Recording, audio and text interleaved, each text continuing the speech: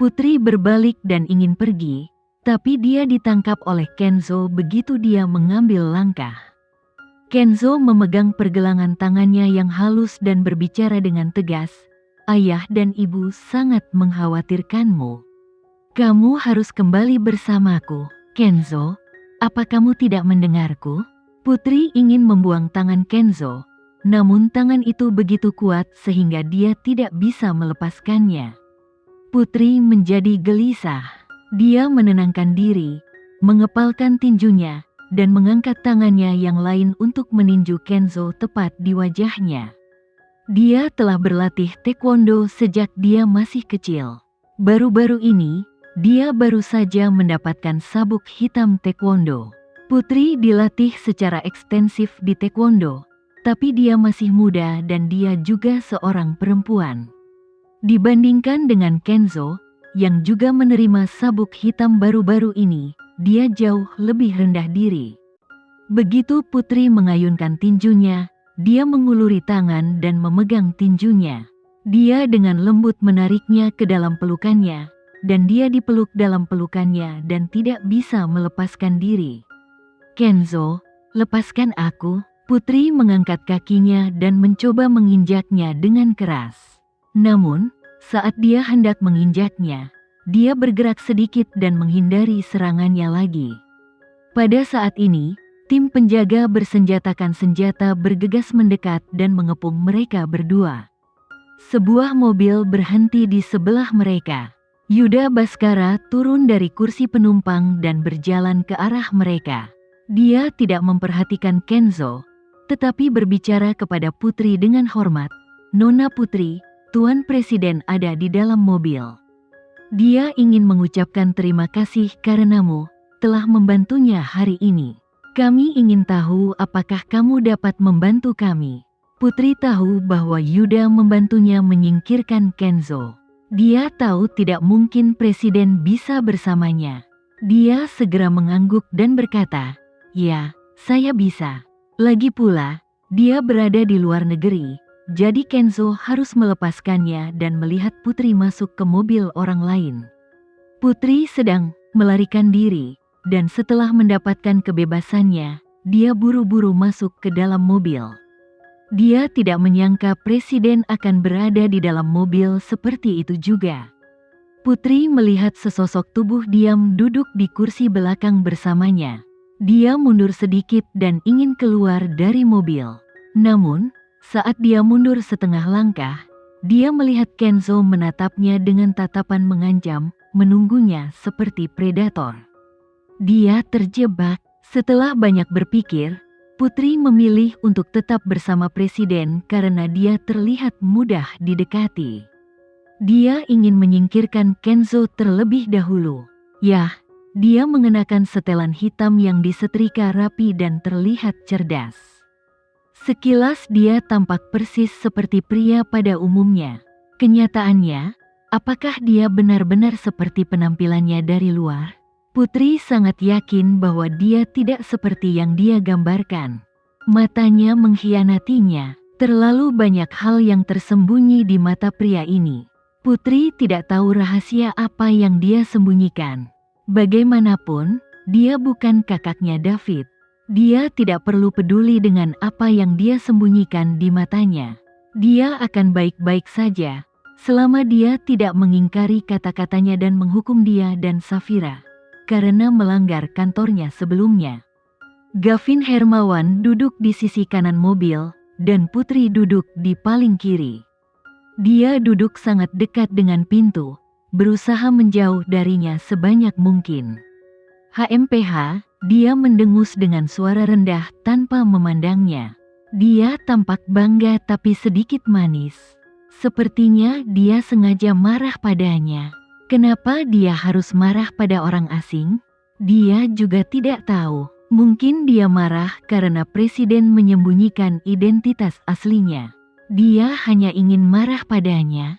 Dia menggembungkan pipinya dan tampak seperti anak kecil. Wajahnya masih merah jambu dan imut seperti saat dia masih kecil. Padahal, dia hanyalah seorang anak kecil yang belum dewasa. "Duduklah lebih dekat." Akhirnya, Setelah pria itu menatapnya lama, dia angkat bicara.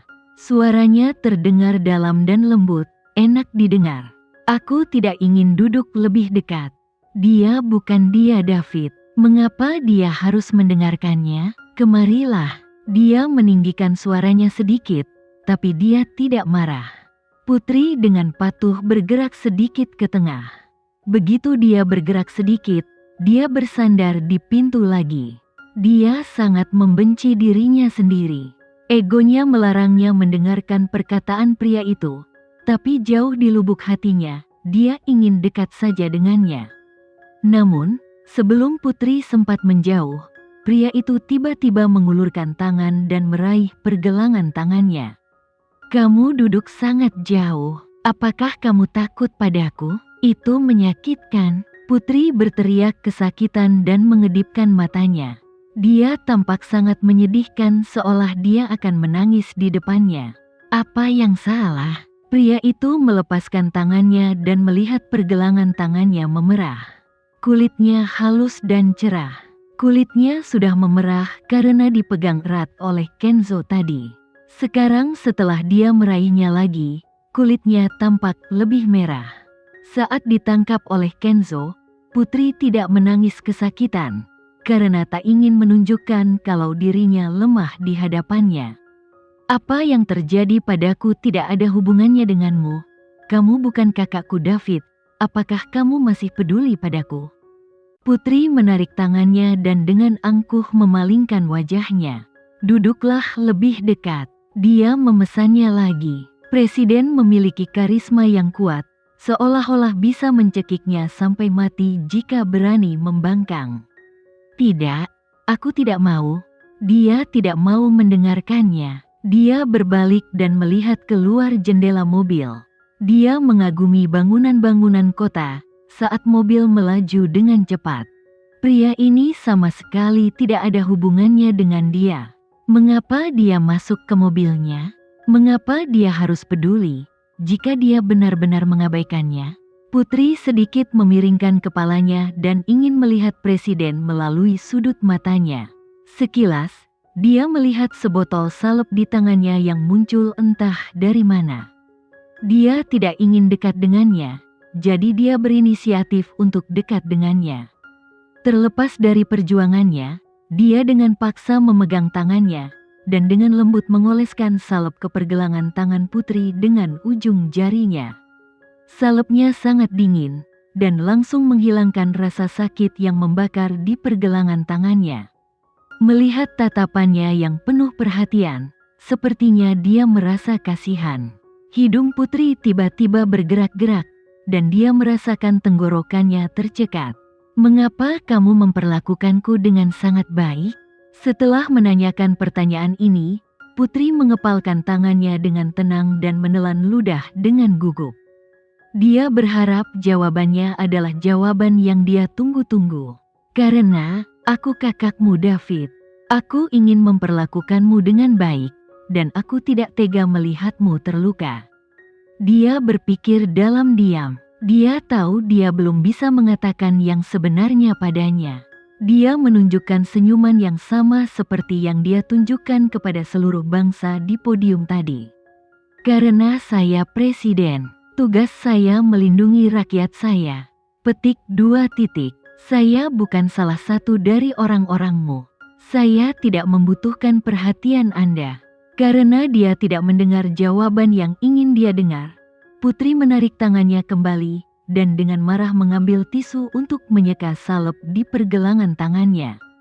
Dia juga tidak menghentikannya. Setelah dia melampiaskan amarahnya, dia mengoleskan salep itu ke pergelangan tangannya dengan jarinya sekali lagi. Setelah itu, dia menyekanya lagi dengan tisu. Mereka mengulanginya beberapa kali lagi, dan ternyata tampak tidak sabar. Mereka sengaja mencoba menghabiskan lebih banyak waktu bersama. Akhirnya, Putri lelah dan menatapnya dengan mata merah. Kamu tahu, kakakku David baik padaku. Jika dia tahu kamu menindasku, dia tidak akan membiarkanmu pergi.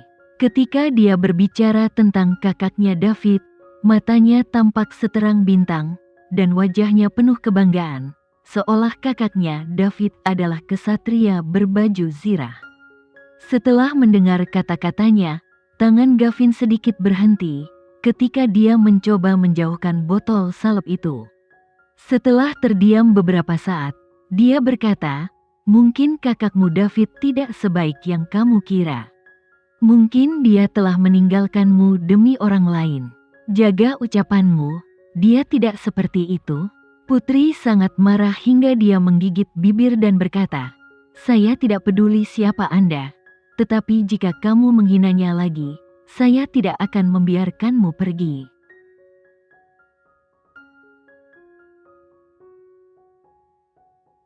Sekian dulu ya video kali ini, kita lanjutkan lagi videonya di lain waktu. Oh iya, bagaimana menurut kalian? Semoga bisa sedikit menghibur kalian semua. Untuk teman-teman yang baru nonton, jangan lupa subscribe ya, hehehe. Dan kalau teman-teman ada yang ingin gabung langganan, bisa langsung gabung saja untuk dapat fitur yang menarik dan sedikit membantu Mimin. Terima kasih banyak sudah menonton, sampai jumpa lagi, bye bye bye.